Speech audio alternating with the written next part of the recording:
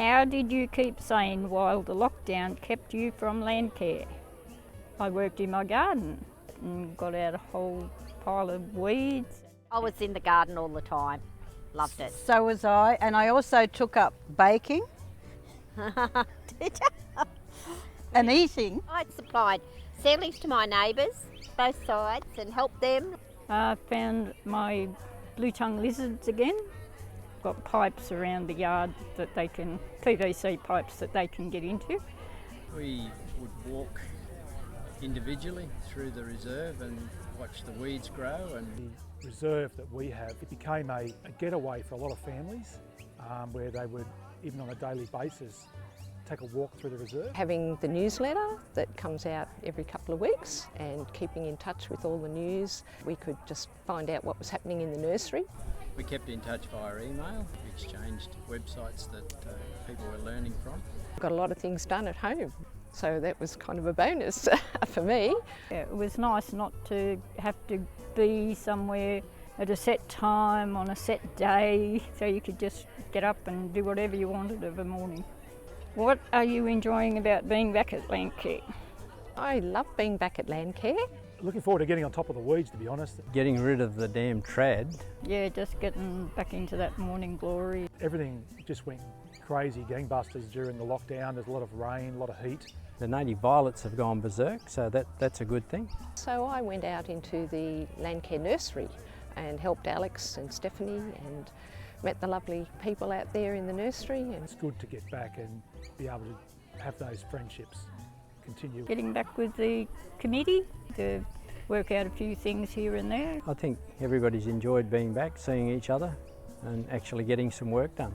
so I've learnt so much and made a lot of good friends out in the nursery. I guess the most exciting thing is we could hear blue wrens, and they're enjoying the lantana on the opposite side of the creek where we haven't worked because it's too steep. Yeah, getting back down in there and seeing all the little lizards and the goannas climbing up the trees. I think we've put in 500 or 600 plants since we started back.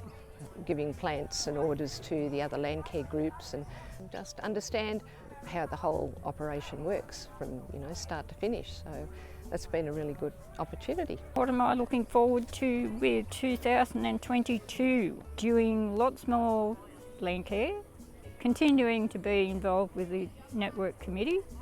I hope to still be out in the nursery, potting plants and weeding and learning more as the year starts. We've got quite a large site and we've only sort of explored about a third of it so far, and that's exciting to sort of go into new areas, so we're looking forward to that. We'll be ending up going back into the office, the new office, and that'll be exciting. And working out for a sculpture and naming of the new building and planning events for the opening. Well, next year I hope we're at Landcare, Yes. at least not stuck at home all the time. But even if we are, we've got enough Yes. to keep us busy. Holding the meetings around different Landcare groups so that we can talk to them and reconnect with the actual on-the-ground Landcarers that you don't get to see. Be able to get back into putting all the information in that comes in on the blue sheets, the work diaries from the different groups. Yeah, that'll be good. Despite a 3 to 4 month lockdown period, our land carers have contributed over 9,500 hours of volunteer time. And they've weeded 9.5 hectares of natural area and got 5,000 plants in the ground. Additionally, volunteer time has helped produce over 55,500 new plants in our nursery.